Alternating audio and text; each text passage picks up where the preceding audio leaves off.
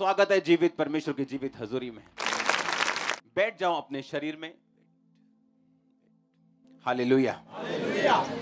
अपनी बाइबल को उठाओ, बोलो मैं वचन से प्यार करता हूँ। वचन से प्यार करती हूँ। ये मेरे शुद्ध रहने का आधार है। अंगीकार करो, अपनी बाइबल को उठाओ।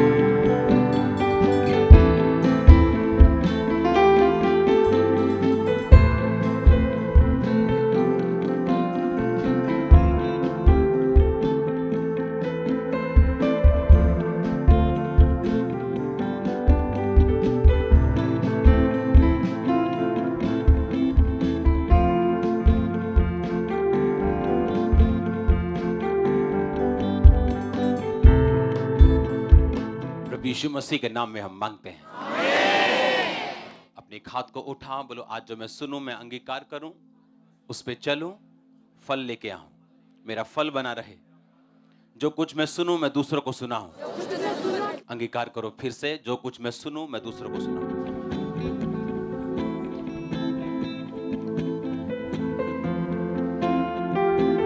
प्रभु यीशु मसीह के नाम में हम मांगते हैं। स्वागत है यीशु मसीह की प्रेजेंस में। आप सेम वापस नहीं जा रहे। हालेलुया। अपने पड़ोसी को बोलो वचन को पकड़, क्योंकि वचन को बिना पकड़े तू वचन को पूरा होते हुए नहीं देख सकता। हालेलुया। आप जानते हैं बाइबल में जितने भी वर्ड्स लिखे वो कभी भी अपने आप पूरे नहीं होते। इसीलिए जब आप सूची पढ़ते हैं गिफ्ट्स की, होली स्पिरिट के वरदानों की, जब आप सूची पढ़ते हैं, उसकी जब ध्यान से पढ़ते हैं, उसमें लिखा वर्किंग आउट ऑफ मिरेकल्स, यानी जितने मिरेकल्स होंगे उनके लिए तुम्हें वर्कआउट करना पड़ेगा। कैसे? अगर एलीशा ने उस विधवा को बोला कि जब उसने कहा कि मेरे घर में कुछ नहीं है और मेरा पति कर्जे में था, अब वो मर गया, अब मेरे बच्चों को लेने के लिए आए, उन्हें सर्वेंट बनाने के लिए, नौकर बनाने के लिए, तो उसने कहा था तेरे पास क्या है? उसने कहा था थोड़ा सा तेल। उसने कहा जाके सारे अपने पड़ोसियों के खाली बर्तन मांग ला और बर्तन थोड़े मत लाना, और जब वो बर्तन तेरे पास आ जाएं उस थोड़े तेल को उंडेलना और वो सारा बर्तन भर जाएंगे और उसको बेच के तू अपना कर्जा उतारना। हालेलुया। ऐसा नहीं हुआ कि आसमान से नोट बरसे, डॉलर बरसे, रुपए बरसे और उसने अपना कर्जा उतार दिया। उसने अपने मिरेकल के लिए वर्क किया।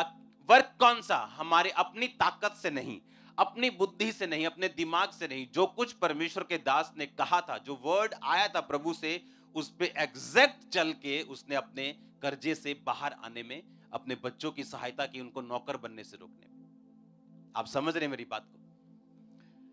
आप में और आपकी ग्रेटनेस में बस इसी चीज का फर्क है। अगर आपने वर्ड को ग्रैब कर लिया, अगर आपने उस वचन को पकड़ लिया, आपको समझ आ गई रेवलेशन के साथ, जिस तरह मुझे समझ आई थी जब मेरी हीलिंग नहीं हो रही थी, मेरी डिलीवरेंस नहीं हो रही थी, मैं दुखी था, ज्यादा डिप्रेशन में था, सुसाइड करने तक पहुंच गया था मसीह में आने के बावजूद भी, और वचन मुझे मिला था, हे मेरे प्रिय भाइयों, हियाव बांधो और दृढ़ रहो, क्योंकि तुम जानते हो मसीह में किया गया मेहनत व्यर्थ नहीं है। 1 कुरिन्थियों 15 उसकी 58 आयत। और जब ये वचन मैंने पढ़ा, ये वर्ड पढ़ा, तो मुझे लगा कि परमेश्वर ने मुझसे बात की कि मैं हीलिंग तो चाहता हूं, डिलीवरेंस तो चाहता हूं, बेटर चाहता हूं अपनी लाइफ को, लेकिन मेरी मेहनत कम है। 20 मिनट की प्रेयर है, 40 मिनट की प्रेयर है, और होली स्पिरिट मुझे कह रहा है कि मैं अपनी मेहनत को बढ़ाऊं। अगर मैं मेहनत करूंगा, अगर मैं प्रेयर में बढ़ूंगा, फास्टिंग में बढ़ूंगा, तो परमेश्वर कहता है कि मुझ में किया गया परिश्रम कभी भी व्यर्थ नहीं। हीलिंग तो हुई, लेकिन उस परिश्रम के कारण आज आप यहां पर भी बैठे हो। हाँ, तो इसका मतलब परमेश्वर के पास हमारे लिए बड़ी योजना है। और उस योजना को हम इनकार कर सकते हैं, उस योजना को पकड़ने में नाकामयाब हो सकते हैं अगर हम इमीडिएट सिचुएशन देखेंगे कि हमारी आंखों के सामने अब क्या चल रहा है, कौन सा दुख है, कौन सी प्रॉब्लम है, और उसी के हिसाब से अपनी लाइफ को हम अरेंज करना अगर शुरू कर देंगे तो हम कभी भी परमेश्वर के परफेक्ट प्लानिंग को, उसकी महान योजना को जो आपके लिए है, उसकी आप कभी भी उसको पकड़ नहीं पाओगे। हम वचन पढ़ेंगे दूसरा राजा उसका 2:1-18। जब यहोवा एलिया को बवंडर के द्वारा स्वर्ग में उठा लेने को था, तब एलिया और अलीशा दोनों संग संग गिलगाल से चले। एलिया ने अलीशा से कहा, यहोवा मुझे बेतेल तक भेजता है, तो यहीं ठहरा रहे। अलीशा ने कहा, यहोवा और तेरे जीवन की शपथ, मैं तुझे नहीं छोड़ने का। इसलिए वह बेतेल को चले गए और यह सिलसिला ऐसे ही आगे रहा। बेतेल वासी भविष्यद्वक्ताओं के चेले अलीशा के पास आकर कहने लगे, क्या तुझे मालूम है आज यहोवा तेरे स्वामी को ऊपर उठा लेने को है? उसने कहा, हां मुझे भी मालूम है, तुम चुप रहो। एलिया ने उससे कहा, हे अलीशा, यहोवा मुझे यरीहो तक भेजता है। 6 आयत में लिखा, फिर एलिया ने कहा, यहोवा अब मुझे यरदन तक भेजता है, तो यहीं ठहरा रहे। उसने कहा, यहोवा तेरे जीवन की शपथ, मैं तुझे नहीं छोड़ने का। अतः वो दोनों आगे चले। भविष्यद्वक्ताओं के चेलों में 50 जन फिर दूर खड़े हुए, यरदन के किनारे खड़े हुए। एलिया ने चद्दर निकालकर ऐंठी जल पे मारी, वो जल 2 भाग हुआ और वो दोनों नदी के पार उतर गए। पार उतरने पर एलिया ने अलीशा से कहा, इससे पहले कि मैं तेरे पास से उठा लिया जाऊं, जो कुछ तू चाहे मैं तेरे लिए करूं वह मांग। एलीशा ने कहा, तुझमें जो आत्मा है उसका दुगना भाग मुझे मिल जाए। एलिया ने कहा, तूने कठिन बात मांगी है, तो भी यदि तू उठा लिए जाने के बाद मुझे देखने पाए तो ऐसा ही होगा, नहीं तो ना होगा। वे चलते चलते जा रहे थे, अचानक अग्नि में रथ और अग्नि में घोड़ों ने उनको अलग अलग किया और एलिया बवंडर में होकर स्वर्ग पर चढ़ गया। और अलीशा देखता और पुकारता रहा, हाय मेरे पिता, हाय मेरे पिता, हाय इजराइल के रथ और सवारों।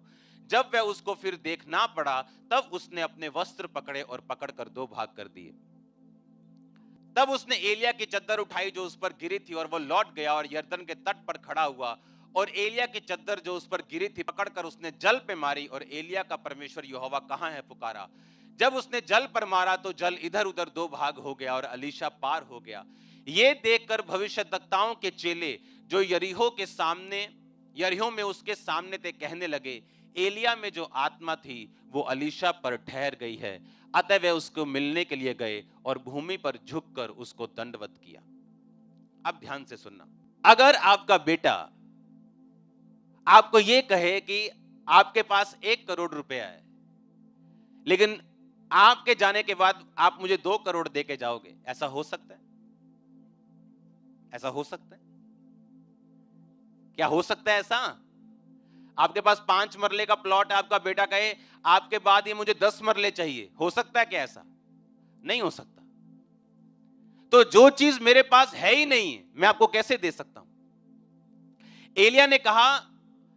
एलीशा ने कहा एलिया से कि जब तू उठा लिया जाएगा तो जो तुझमें है दुगना, फिर से पढ़ेंगे उस आयत को। कहता उसका जो आत्मा है तुम में, उसका दुगना भाग मुझे क्या हो, मिल जाए। अब हमें यह समझने की जरूरत है वो कौन सा दुगना भाग था। क्या वो दुगना मसा था एलिया का? वो दुगना मसा कैसे दे सकता है? अगर मेरे पास 4-5 वरदान हैं, मैं अपने सन को 9 वरदान का इंपार्टेशन कैसे कर सकता हूं? व्यवस्था विवरण में इस चीज का जवाब है। व्यवस्था विवरण लिखा है, वह यह जानकर कि अप्रिया का बेटा मेरे पौरुष का पहला फल है और जेठे का अधिकार उसी का है, उसको सारी संपत्ति में से 2 भाग देकर जेठांसी माने। परमेश्वर ने पुराने नियम में नियम ठहराया था, अगर आपके घर में जेठा बेटा है, जो बड़ा बेटा है, उसको बाकी बच्चों से दुगना भाग मिलेगा। यानी अगर आपके 4 बेटे हैं या 5 बेटे हैं आपके, हां, और आपके पास 100 रुपए है, तो हर एक के हिस्से कितने आए? 20-20। लेकिन परमेश्वर ने कहा नहीं, ऐसा नहीं करना। अगर तुम्हारे 5 बेटे हैं तो तुम 6 भाग करना 100 रुपए के, यानी 17 से थोड़ा कम, 16 रुपए कुछ पैसे, और उसके 6 भाग करना, 2 भाग पहले बेटे को दे देना, यानी 33 रुपए कुछ पैसे पहले बेटे को दे देना और बाकी को 16-16 रुपए तुम दे देना। कितनों को समझ आई मेरी बात? यानी अगर आपके 4 बेटे हैं और 100 रुपए आपके पास है, 25-25 सबके हिस्से आते हैं, आते कि नहीं? कहता तुम 25-25 मत करना, तुम उस 100 रुपए के 5 हिस्से करना, यानी 20-20-20-20-20। पहले वाले को 40 दे देना और बाकी 3 को 20-20 देना। ये हुक्म था परमेश्वर का कि जो जेठा बेटा हो वो बाकियों से दुगना भाग पाए। अब अगर आप ध्यान से पढ़ें, अलीशा जो था उसके पास 50 चेले आए, एलिया के और भी चेले थे, उसका प्रोफेटिक स्कूल था उसका, जहां उसके वो साथ रहते थे, उसकी चीजों को पूरा करते थे, काम को पूरा करते थे। उन सबको मालूम था कि एलिया आज जीवित स्वर्ग पे चढ़ाए जाने वाला है, क्योंकि उस प्रोफेटिक अनॉइंटिंग के कारण जो एलिया के ऊपर थी, सब में वो मसा काम करता था। और सब एलीशा के पास आके बोलते हैं, ए तुझे पता है आज तेरा गुरु स्वर्ग पे जाने वाला है? कहता चुप करो, मुझे मालूम है। इसमें मैं कहना क्या चाहता हूं, एलीशा ने क्लेम किया कि मैं तुम्हारा बड़ा बेटा हूं। बड़ा बेटा वो था नहीं, कोई और चेला भी पुराना हो सकता था उसके ग्रुप में, जो उससे 20 साल से जुड़ा हो, और एलिया भी 4 साल से जुड़ा हो, अलीशा भी 4 साल से जुड़ा हो, एलिया का 20 साल पुराना चेला हो, और अलीशा भी 4 साल से आया। पर अलीशा ने अपने कर्मों से, आप समझ रहे मेरी बात, कि एलिया के पास रहना पॉसिबल नहीं था, उसके पास रहना बड़ा मुश्किल था, चेले डरते थे उससे, और इसलिए वो उसके पास नहीं रहना चाहते थे। पर जो अलीशा था उसके हाथों और पांव को वो धुलाता था, और लोगों में मशहूर था कि ये वाला अलीशा, ये वाला जो छोटा सा चेला है ना, ये हाथ पैर धुलाता है, जो छोटा काम करता है। लेकिन बाकी जो चेले थे उन सबको ये नॉलेज थी, प्रोफेटिकली नॉलेज थी कि हमारे गुरु ने, हमारे फादर ने आज स्वर्ग पे चढ़ाए जाना है। लेकिन किसी के पास भी इतनी ताकत नहीं थी और इतना हियाव नहीं था कि वो एलिया के को बोल सके कि मैं तेरा जेठा हूं, क्योंकि जेठा एक ही होता है। आप समझ रहे मेरी बात? और एलिया जो था वो रिजेक्ट करता था लोगों को। उसने कहा एलीशा भाग जा यहां से, मैं बेतेल तक जा रहा हूं, मुझे तो तेरी जरूरत नहीं, चला जा। और एलीशा भी बोलता था अच्छा हाँ साल हो गया मैंने हाथ पैर तो आंदे हूं लोड़ नहीं है, चलो ठीक है, फिर अहीं भी बाकी ना मिल जाने, भी तो बैठे ही है पे आ जाने। पर उसने कहा यहोवा की शपथ, तेरी शपथ, मैं तेरे साथ हूं। एलिया ने फिर रिजेक्ट किया, अब यहोवा मुझे यरीहो तक भेजता है, भाग जा यहां से, नहीं। अब यहोवा मुझे यरदन तक भेजता है, नहीं, मैं तेरे साथ ही हूं। अच्छा बता तुझे क्या चाहिए? उसने कहा अब मुझे दुगना भाग चाहिए, डबल पोर्शन चाहिए मुझे, मैं जेठा होने को क्लेम करता हूं। कितने मेरी बात को समझ रहे हैं? अगर आप यहां बैठे हैं और वचन के ऊपर आपने क्लेम नहीं किया, आपने फाइट नहीं की, आपने अपने आप को दिखाया नहीं, आप उन्हीं 50 चेलों की तरह खाली रह सकते हैं और कोई एलीशा अपनी गवाही देके चला जाएगा। आप समझ रहे मेरी बात? मैं हीलिंग चाहता हूं, मैं चाहता हूं मेरा बेटा नशा छोड़ दे, मैं चाहता हूं मेरा फाइनेंस बढ़ जाए। अच्छा फाइनेंस बढ़ जाए, कभी टाइथ दिया? नहीं। स्पेशल बीजों को बोया? नहीं। हेल्प करते हो किसी की? नहीं। तुम उन्हीं 50 में से हो जिनको मालूम था एलिया जाने वाला है, पर कभी पीछा नहीं किया। तुम उन 50 में से हो। पर जो अलीशा था वो वचन पे क्लेम कर रहा था, उस पे प्राइस पे कर रहा था। प्राइस क्या था? दुखी होके भी वो उसका पीछा कर रहा था, रिजेक्ट होने के बावजूद वो उसका पीछा कर रहा था, क्योंकि आत्मा में कोई भी जेठा नहीं था। आत्मा में आप फॉलो करके जेठा बनते हो। आप समझ रहे हो? हां, जेठा मतलब जिम्मेवारी, जिम्मेवारी, ज्यादा काम। मोस्टली जो घरों के जेठे हैं उनकी कंप्लेंट होती मेरे मम्मी डैडी छोटे से ज्यादा प्यार करते हैं, होती कि नहीं? वो क्यों? क्योंकि जेठा एक जिम्मेवारी वाला पद है जो खुदा ने उनको दिया होता है, और जेठे को पावर भी ज्यादा थी, प्रॉपर्टी भी ज्यादा थी, और जेठे के ऊपर काम भी ज्यादा थे। अगर मैं ये चाहता हूं कि मैं खुदा की निगाह में जेठा बनूं, जिम्मेवार बनूं, तो मुझे वो काम भी ज्यादा देगा, लेकिन ब्लेसिंग भी डबल देगा। अगर मैं ये चाहता हूं कि परमेश्वर मेरा हीलिंग कर दे, वो खुदावंद मुझे ये गवाही दे दे, परमेश्वर मेरे को ये टेस्टिमनी दे दे, वो अपने आप नहीं आएगी। आपको वचन के ऊपर क्या करना पड़ेगा। जब एलिया ने एलीशा को रिजेक्ट किया और बोला अब यहां से तेरे मेरे रास्ते अलग हैं, चला जा, तो एलीशा ने याद किया कि एलिया ने मेरे ऊपर चद्दर डाली थी और मुझे मेरे बिजनेस से बुला लिया था सेवा में। मेरे परमेश्वर का प्लान चेंज नहीं हुआ, मैं तेरे साथ हूं। आमीन। उसका प्लान थोड़ी चेंज हुआ, तू गुस्सा कर रहा है, लेकिन मैं छोड़ने वाला नहीं हूं। जब भी आपकी हीलिंग हो, डिलीवरेंस होनी हो, आपको परमेश्वर ने बरकत देनी हो, वो कभी भी आराम से नहीं आएगी। आपको उसके लिए एक फाइट करनी पड़ेगी। आप समझ रहे हो? फाइट करनी, आपको दिखाना पड़ेगा जो आप मांग रहे हो उसके लिए आप जेन्युइनली आप डिजायर है आपके अंदर। आप समझ रहे कि नहीं कि जो मैं मांग रहा हूं, जो हीलिंग, जो डिलीवरेंस, जो बरकत, जो फाइनेंशियली पोजीशन में मांग रहा हूं, उसके लिए मैं जेन्युइनली रेडी हूं। वो रिजेक्शन में भी खड़े रहना, वो प्रॉब्लम में, स्ट्रेस में भी खड़े रहना, क्योंकि मैं उन चीजों से निकला हूं और मुझे मालूम है इसके बिना कोई भी सेवा में खड़ा नहीं हो सकता।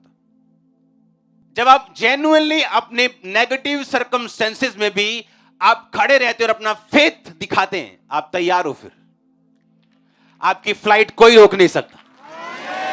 मैंने कहा आपकी फ्लाइट कोई रोक नहीं सकता। आप अपने परिवार के साथ यहां बैठे होंगे यीशु मसीह के नाम में। आमीन। ऊंचा ये आशीष आपकी है चर्च।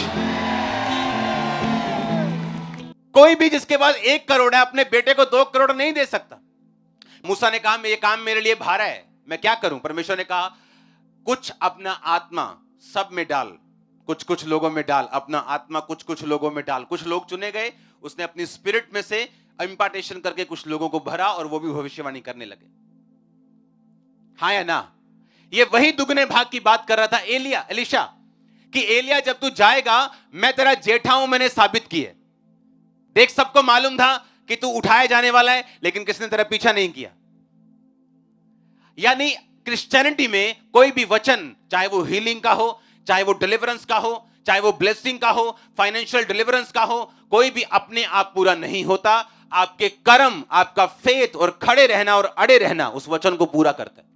क्योंकि याद रखो, परमेश्वर आपका कर्जदार नहीं है कि वो इस वचन को आपकी लाइफ में जबरदस्ती पूरा करे कि मेरे कोड़े खाने से तो चंगा हो चुका है। उसने आपका कर्जा नहीं देना है। अगर वो आपको नहीं करेगा, आप उसको कोर्ट में नहीं लेके जा सकते। आपको बाय फेथ लेना है परमेश्वर से।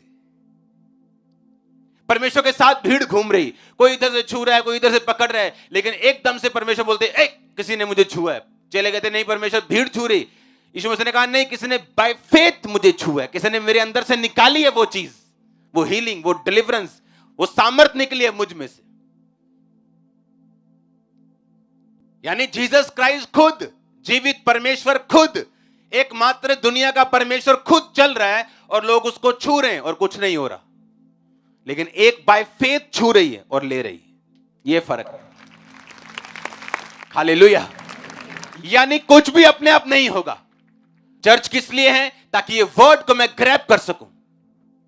जिस दिन मुझे मालूम हुआ कि मुझे टाइट देने, जिस दिन मुझे मालूम हुआ मुझे प्रेयर करनी, जिस दिन मुझे मालूम हुआ मुझे पवित्रताई में चलना है, बस वो दिन था वचन को पकड़ के रखा और रिजल्ट लेके आए। शैतान आपको भरमाने की कोशिश करेगा, 100% करेगा। नेगेटिव सर्कमस्टेंसेस आएंगे, 100% आएंगे। निराशा आएगी, 100% आएगी। ये परमेश्वर की गवाही का, प्रोसेसिंग का, एक व्यक्ति के बनने का मसीह में ये हिस्सा है। परसिक्यूशन होगी, 100% होगी। आप भला करेंगे, लोग बुरा करेंगे, 100% होगा। पर आप एक जगह ऐसे, एक दिन ऐसे बैठ जाएंगे, ऐसी पोजीशन पे आपको ये मजा आएगा और आपको फक्र फील होगा कि खुदावंद ने ऐसी चीजें मुझे दी, इसलिए मैं यहां खड़ा हूं। लेकिन फिर मैं कह रहा हूं कि वचन अपने आप पूरा नहीं होगा, उसके लिए मेहनत, खड़े रहना, बाय फेथ।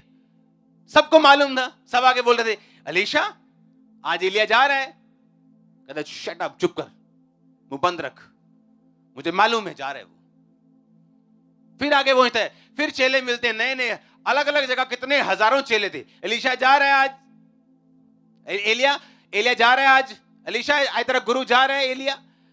शट अप, चुप करो, मुझे मालूम है। और किसी ने पीछा नहीं किया उसका। अगर उन्होंने पीछा नहीं किया तो उस मस्से के भी वो हकदार नहीं थे। कौन परमेश्वर से ब्लेसिंग ले सकता है? कौन ये चीजें को ले सकता है? कौन उन वायदों को जो आपको मालूम है ये मेरे लिए, वो 20 साल से बेबी ना होना, चर्च में बड़े रहना, खड़े रहना, अड़े रहना, उन प्रोमिसेस के ऊपर, उन वायदों के ऊपर जो परमेश्वर ने किए, और अपनी लाइफ को मेंटेन रखना स्पिरिचुअली, ये साबित करता है आप तैयार हो उसको लेने के लिए, और कोई दुनिया की ताकत आपको रोक नहीं पाएगी। परमेश्वर ने कहा था जो जेठे होंगे उनको दुगना भाग मिलेगा, और उस दुगने भाग का एलीशा क्लेम कर रहा था अपने कर्मों से। और फिर उसने कहा ठीक है, तेरे कर्म तो ये साबित करते हैं कि तू इस दुगने भाग का हकदार है, पर मैं तुम्हें अब भी जांचना चाहता हूं कि जब अग्निमय रथ मुझे उठा के लेके जाएंगे, क्योंकि वो आत्मिक रथ होंगे, अगर तू उन्हें अपनी आंखों से देख पाया, इसका मतलब तू भी आत्मिक है। यानी परमेश्वर का पीछा करना, टाइट देना, प्रेयर करना, बाइबल पढ़ना, रोजे रखना, पवित्रता में रहना, और उसके साथ ये सब कुछ जेन्युइनली करना, आत्मिक रूप से करना। कोई सेवा भी करना तो आत्मिक रह के करना, किसी को दिखाने के लिए नहीं, निगाह में आने के लिए नहीं। एलिया ने कहा अगर ऐसा है, अगर तू मुझे देख पाया, इसका मतलब तू आत्मिक है, तेरा शारीरिक पार्ट पूरा हो गया, अगर आत्मिक भी पूरा हो गया तो वो दुगना भाग तेरे पे आ जाएगा। और जैसे ही वो उड़ा, उसने कहा हाय मेरे पिता, वो चद्दर उतरी, उसने चद्दर पकड़ी, जाके उसी नदी पे मारी, वो 2 भाग हुई। जितने चेले आराम से रिलैक्स कर रहे थे, अब एलीशा के पैरों में आके गिरते हैं, कहते अब वो आत्मा तुझ पे ठहर गया। जो पहले उनकी मेहनत, एलीशा की मेहनत उनको बेवकूफी लग रही थी, बाद में वही एलीशा उनका अगुआ बन गया था। आप समझ रहे हैं? आज वही रिश्तेदार जो आपको मूर्ख मूर्ख कह रहे हैं, कल ऐसे हाथ जोड़ के खड़े होंगे। मैं सच कह रहा हूं, मैं घमंड में नहीं कह रहा। ये देख लो हाथ ऐसे, मैं सच कह रहा हूं, ऐसे जोड़ के खड़े होंगे। मैं सच कह रहा हूं, मैं घमंड में नहीं कह, मैं सच, ये प्रोफेटिक वर्ड दे रहा हूं। आप कितना पकड़ के रखते हैं वचन को, नेगेटिव से नेगेटिव सर्कमस्टेंसेस अपने माइंड को तैयार करके रखो। हर एक आपको मालूम, फौजी की कभी ट्रेनिंग देखी है? एक फौजी होते हैं, उसके बाद एक स्पेशल फोर्सेस होती हैं, फौजियों में से उनको चुनते हैं स्पेशल फोर्सेस। उनको जो प्रॉब्लम्स देते हैं वो क्यों उनको डंडे मारने, उनके गरम गरम रॉड लगाने, कभी पानी में कभी बर्फ पे लिटा के मारना, क्यों? उनको इस पोजीशन तक वो तैयार कर देते हैं कि किसी भी नेगेटिव सर्कमस्टेंसेस के अंदर भी ये बंदा टूटेगा नहीं। और उनकी तैयारी में कितनी बड़ी परसेंटेज भाग जाती है, वो तैयार नहीं कर पाते, वो बन नहीं पाते, क्योंकि जो आने वाला टाइम है परमेश्वर जानते हैं, अगर अब मैं इसको तैयार नहीं करूंगा, अगर अब ये वर्ड पे खड़ा रह के उन चीजों को मुझसे नहीं लेगा, तो आने वाले टाइम में खड़ा नहीं रहेगा। आपने मिनिस्ट्री को देखा, हां, सब कुछ देखा, विरोध देखा, मतलब हिलना तो दूर की बात, मतलब ऐसे भी नहीं हुआ, आंख भी नहीं ऐसे हुई। सुनो, कारण क्या? शुरू से परमेश्वर ने रेडी किया उस रीति के साथ। मौत को करीब से देखना, निराशा के गड्ढे में नीचे जाना, एंड तक जाना, हर चीज को देख लेना, उसके बाद आपके अंदर डर नहीं रहता। हालेलुया। आपको मालूम है परमेश्वर आपके साथ है, और आपको रिजल्ट लेना आ जाता है। आपको मालूम होता है कि रिजल्ट अपने आप नहीं आएगा। रिजल्ट सिर्फ ये पढ़ के कि परमेश्वर ने मेरे लिए ऐसा कर दिया, लेकिन मेरी लाइफ में पर्सनली होगा जब मैं ग्रैब पकड़ लूंगा उस रेवलेशन को अपनी लाइफ में, हर बंदे के लिए रेवलेशन अलग है। यहां एक बंदा बैठा हो सकता है जिसको व्यभिचार की कोई प्रॉब्लम नहीं, उसकी लाइफ में व्यभिचार करना है ही नहीं, उसको नेचुरली वो उसके अंदर नहीं, पर उसको पैसे का लालच है। कोई ऐसा बैठा है जिसको पैसे का कोई लालच नहीं, ईमानदार है, लेकिन उसको व्यभिचार की प्रॉब्लम है। कोई ऐसा है जिसके अंदर झूठ की प्रॉब्लम है, झूठ बोलता है वो। कोई ऐसे है जो फोकस नहीं रख, हर एक बंदे की प्रॉब्लम अलग है और उसके लिए वचन अलग है। और जब आप वचन पढ़ते हैं और आप पकड़ लेते हैं कि पवित्र बन जिस तरह तेरा बुलाने वाला पवित्र है, कोई बिना पवित्रताई के परमेश्वर को देख नहीं सकता, यानी परमेश्वर के कामों को जीवित इंडिविजुअली अपनी लाइफ में एक्सपीरियंस नहीं कर सकता। और जब आप वचन पढ़ते हैं और उसे पकड़ लेते हैं कि ये वचन मेरे लिए, मेरी कमजोरी चोरी है, मेरी कमजोरी व्यभिचार है, ये वचन मेरे लिए, ये वचन मेरे लिए, ये वचन मेरे, आप उसको पकड़ लेते हैं और उस वचन पे चलना शुरू करते हैं, अपनी लाइफ को मेंटेन करना शुरू करते हैं, आपकी एक स्पिरिचुअल जर्नी शुरू होती है, जहां से जब आप चलते चलते चलते चलते और परमेश्वर आपको ब्रेक थ्रू देना शुरू करता है, वो आपके लाइफ में साबित करना शुरू करता है, वो चीजों को बनाना शुरू करता है। आपको मालूम होना शुरू होता है कि हां, मुझे इस वर्ड पे मेरी लाइफ के लिए मुझे काम करना जरूरी है। आमीन। मुझे काम करना होगा, जिस विषय में मैं चाहता हूं परमेश्वर मेरी जिंदगी में काम करे, मुझे उस वचन को लेना होगा, मुझे अपनी लाइफ को बिल्ड करना होगा और उसके बाद सब कुछ तैयार है। हालेलुया। अभी में कितने परसेंटेज हो गए यहां पे लोगों की जो 2.5 घंटे से भी कम प्रार्थना करते होंगे? 2.5 घंटे से भी कम, 2 घंटे 24 मिनट से कम प्रार्थना करते होंगे। अभी भी क्रिकेट मैच लग जाए तो चर्च छुट्टी हो सकती, कई लोगों की ऐसे भी हैं। कोई बड़ा ऑर्डर आ गया तो छुट्टी हो जाएगी, टैक्सी का बड़ा कोई गेड़ा मिल गया तो छुट्टी हो जाएगी। हमने अपनी प्रायोरिटीज को सेट नहीं किया। और चर्च में ऐसे लोग भी हैं, अगर उनके रिश्तेदार संडे मैरिज रखते हैं, वो बोलते हैं हम संडे नहीं आएंगे, ऐसे भी हैं इसी चर्च में। ये तो अब आप पे डिपेंड करता है, आप किस तरह वचन को सीरियसली लेते हो। कुछ लोगों की लाइफ में रिजल्ट लेट है क्योंकि उन्होंने पकड़ा लेट है यीशु मसीह के वचन को, आते रहे, सुनते रहे, लेकिन बिलीव करने में टाइम लगाया है उन्होंने। बैप्टिज्म लेने में लोग 2-2 साल लगा देते हैं। और जब मैं 16 अगस्त 2004 को जब परमेश्वर के पास गया, और मेरे ख्याल से 15, 20, 25 दिन में मुझे मालूम हो गया था कि बपतिस्मा नाम का भी कुछ होता है, तो उसी दिन से हमने बोलना शुरू कर दिया, हमको बैप्टिज्म कब देना है, हमको बैप्टिज्म कब, 1 महीने के अंदर बपतिस्मा कब होगा, बपतिस्मा कब होगा। और तब ऐसा होता नहीं था कि हर संडे आप बपतिस्मा ले सकते हो। महीनों 2 महीनों बाद बपतिस्मे होते थे, जब लोग इकट्ठे होते थे। अब 25-50 इकट्ठे हो गए, अब बपतिस्मा होगा। और तब सिर्फ 1.5 महीने में बपतिस्मा लिया, नशों को त्यागा, सब कुछ छोड़ दिया। आपको पकड़ना होता है स्पिरिचुअल जर्नी में, आपको तेज भागना, अगर आप तेज रिजल्ट लेके आना चाहते हो। आपको मालूम है कि वो सामने मुझे जाना है, अगर मैं चलूंगा इस स्पीड से तो पहुंचूंगा लेट, लेकिन अगर मैं भागूंगा, चलूंगा तेज, तो पहुंच जाऊंगा। स्पिरिचुअल लाइफ सेम है। कितनी जल्दी आप प्रभु को पकड़ते हैं, वचन का कितनी जल्दी आप इस्तेमाल करते हैं, विश्वास करते हैं, उस पर खड़े रहते हैं। हालेलुया। जिस दिन आप प्रभु को जीवन देते हैं, बैप्टिज्म लेते हैं। बैप्टिज्म मतलब पानी में डुबकी, डुबकी का मतलब कब्र में जाना, मर जाना। बाहर आने का मतलब यीशु मसीह की तरह जी उठना, यानी वो पुराना मर गया, अब नया जी उठा। अगर अब नया जी उठा तो ये परमेश्वर का होगा, उसके काम करने के लिए होगा। मेरी जिम्मेवारी परमेश्वर उठाएगा, मैं खुदावंद का क्रूस उठाऊंगा। ऐसा ही है, तुम मेरा बोझ उठाओ, मैं तुम्हारा उठाऊंगा। यीशु मसीह ने कहा तुम्हारा बोझ भारी है, तुम अकेले नहीं उठा सकते, लेकिन मेरा बोझ हल्का है।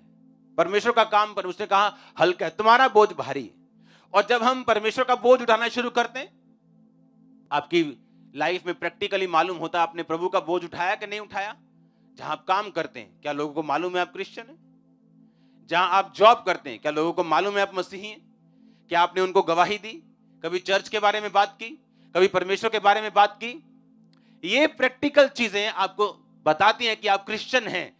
और आप इन्वॉल्व हैं और आप तैयार हैं, आपको फेथ है, क्योंकि जितना आपके अंदर फेथ होगा उतनी आप टेस्टिमनी दोगे, जितना आपके अंदर विश्वास होगा उतने पावरफुल तरीके से आप परमेश्वर को लोगों को बताओगे। अगर मुझ में विश्वास की कमी हुई तो मैं गरज गरज के आपको नहीं बता सकता यीशु मसीह परमेश्वर है।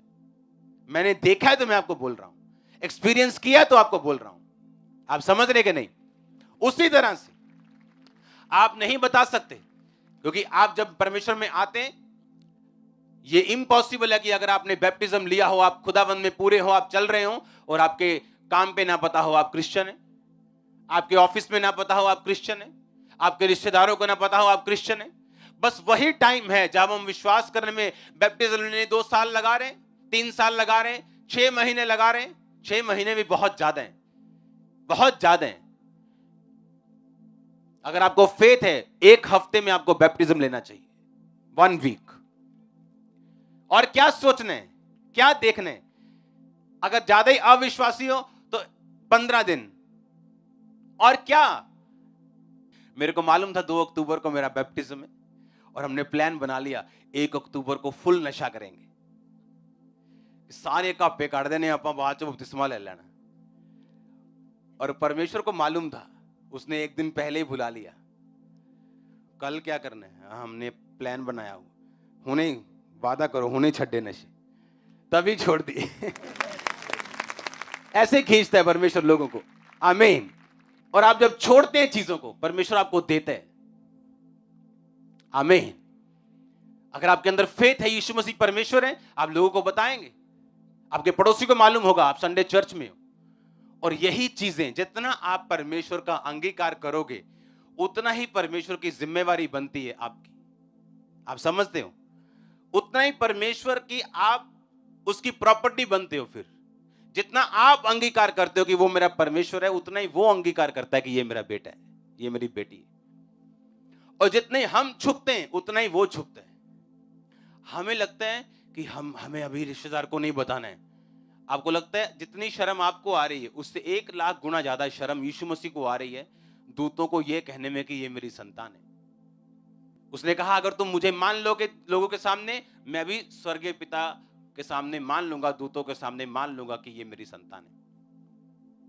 और इसीलिए जो लोग गवाही ज्यादा देते हैं, काम ज्यादा करते हैं, परमेश्वर के विषय में एक्साइटेड ज्यादा रहते हैं, वो ज्यादा ब्लेस होते हैं दूसरे लोगों से, क्योंकि उनको मालूम है कि कौन सी वायर से करंट आ रहा है, परमेश्वर का कौन सा कनेक्शन है जहां से सब चीजों की सप्लाई परमेश्वर कर रहा है आपकी लाइफ में।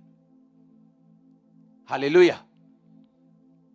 और यही रीजन है और यही कारण है।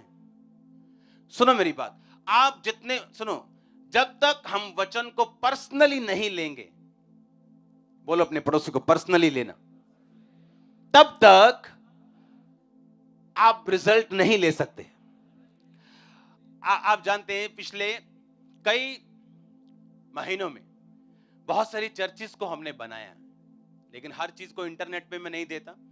इंटरनेट पे वही चीज जाती है चैरिटी की या कोई ब्लेसिंग की, जिसको देखकर जो मिनिस्ट्री को हजारों सन्स फॉलो करते हैं, चर्चिस फॉलो करती, वो सेम वैसा कर सके। क्योंकि मैं हर एक व्यक्ति को पर्सनली गाइड नहीं कर सकता हर एक चीज के लिए कि आज मैं ये करने जा रहा हूं, सीक्रेटली तुम भी ये करो। समझ रहे हो कि नहीं? कुछ चीजें को इंटरनेट पे डालना पड़ता था कि वो देखें और सीख जाएं। मैं ऐसे बहुत से लोगों से मिला हूं जो स्पिरिचुअल हैं, पास्टर्स, पर फाइनेंशियली वो ब्लेस नहीं थे। पता है क्यों? खुद टाइट नहीं देते। और है स्पिरिचुअल, प्रेयर पूरी है, मसा कंप्लीट है, चर्च बहुत बड़ा नहीं पर कोई प्रॉब्लम नहीं, स्पिरिचुअल है बंदा, आत्मिक है, पावरफुल है, बट फाइनेंशियली तंग है। क्यों? क्योंकि जो लोगों को बताया खुद फॉलो नहीं। और मेरी पर्सनल लाइफ में ये रूल है कि इधर से परमेश्वर ने मुझे मेहनत दी, तभी कटिंग। 10% बहुत छोटा है हमारे लिए। इसीलिए आप देखते हो कि इस चर्च के साथ कोई ऐसी यूएसए की मिनिस्ट्री नहीं, यूके की, जो हमें 50-50 करोड़, 10-10 करोड़, 2-2, 4-4 करोड़ भेज रही हो। शुरू से लेके अब तक, जब किसी चर्च का काम होता था 5-7 लाख, तब चाहिए होता था 10 साल पहले, और लोग बोलते थे हम आपके पुलपिट पे आएंगे, प्रीच करेंगे, आपको जाते जाते 8 लाख का चेक दे जाएंगे। और परमेश्वर बोलता था नहीं लेना, बिना छत के बैठो, कोई प्रॉब्लम नहीं। इसीलिए आज आप एक मास्टरपीस बना रहे हो। हाँ? आप समझ रहे मेरी बात? आत्मिक व्यक्ति भी फाइनेंशियली स्ट्रगल कर सकता है, क्योंकि वो उस वचन को उसने क्या पकड़ा नहीं है, उसने कैच नहीं किया। आप गरीब हो, आप अमीर हो, सबके लिए सेम रूल है। सबके लिए पवित्रताई का स्टैंडर्ड वही है, सबके लिए बोने का स्टैंडर्ड वही है, माप वही है, सब कुछ वही है, एक फॉलो कर रहे हैं। पिछले दिनों में, पिछले महीनों में कुछ टेस्टिमनीज को हम दे नहीं पाते टाइम की वजह से। आपने टेस्टिमनीज सुनी होंगी बहुत सी, कि यूपी के लोग आ रहे हैं, बिहार के लोग आ रहे हैं, पंजाब में रहते हैं और बोल रहे हैं हमने अपना घर ले लिया, हमने अपना प्लाट ले लिया। हाँ, पंजाबी बंदा देखने यार यही क्यों नहीं लिया? अगर आप उनकी क्वालिटी देखो, अगर आप उनको बोल दो अच्छा आपने 1000 का बीज बोना है, जी पापा जी, सोचेंगे भी नहीं कभी कि क्या करना है इन्होंने। और पंजाबी आ मैनू लगदा जेड़ा नवा लिया ना इन्होंने। और वो लोग ब्लेस होते जा रहे हैं, ब्लेस होते जा रहे हैं, और जो सियाना कहां है जड़ा वो गोबर ते गिर रहा हो, ज्यादा सियाना है। हाँ, आप समझ रहे हैं? यानी जब आप वचन पे खड़े होते हैं, आपको चलना नहीं, क्या करना है, उसको ऐसे ग्रैब पकड़ना है टाइट।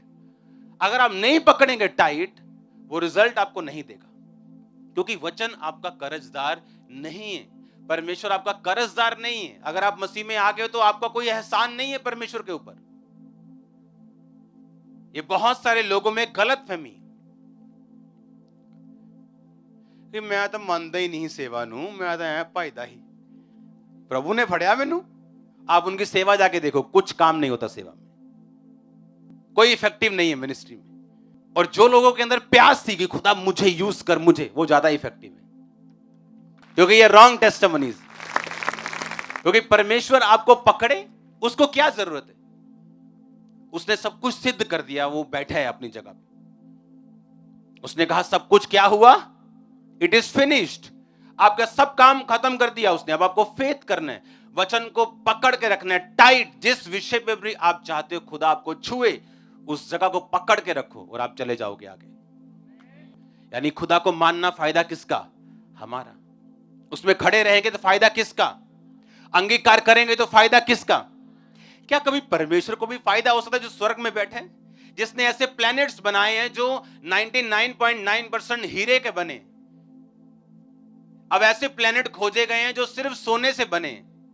अगर एक उस प्लैनेट को बेच दिया जाए तो $100 की इतनी ढेरियां लगेंगी धरती के ऊपर कि वो चंद्रमा तक पहुंच जाएंगी, और तब भी पैसे खत्म नहीं होंगे। ऐसा परमेश्वर आपसे क्या मांगेगा? हाँ, मेरा फायदा है, आपका फायदा है, हमें लॉन्ग लाइफ मिलेगी, हमें ब्लेसिंग मिलेगी। अगर हम चलेंगे, हम अंगीकार करेंगे, तो इसमें किसका फायदा? तुम्हारा फायदा, मेरा फायदा। हालेलुया। आप तैयार हैं वचन को पूरा करने के लिए? वचन को पकड़ने के लिए। वो तभी पकड़ेंगे अगर पढ़ेंगे तो, अगर पढ़ेंगे तो। सुनेंगे, संडे आपने सुना, ठीक है, लेकिन अपनी पर्सनल बाइबल आपके पास होनी चाहिए। हालेलुया। आपकी पर्सनल बाइबल। पर्सनल कपड़े हैं ना शादी में जाने के लिए, है कि नहीं? वो कंघी है ना पर्सनल, टेढ़े करते हो बाल, है कि नहीं? पर्सनल लिपस्टिक है कि नहीं? पर्सनल बाइबल नहीं है। पर जिसने आपको बनाना है, जिसने आपको स्टैंड करना है, खड़ा करना है, सबसे अलग करना है, वो नहीं। और अगर है तो हम पढ़ते नहीं। अगर हम पढ़ें उसे रोज, क्योंकि उसी बाइबल को पढ़ते पढ़ते कोई वचन एक दिन ऐसा आपके अंदर घर कर जाएगा जो आपकी लाइफ को बदल देगा। अपने हाथों को उठाओ, थैंक यू जीसस। हिलाओ हिलाओ हिलाओ अपने हाथों को। जितना वचन सुना उसको अंगीकार करो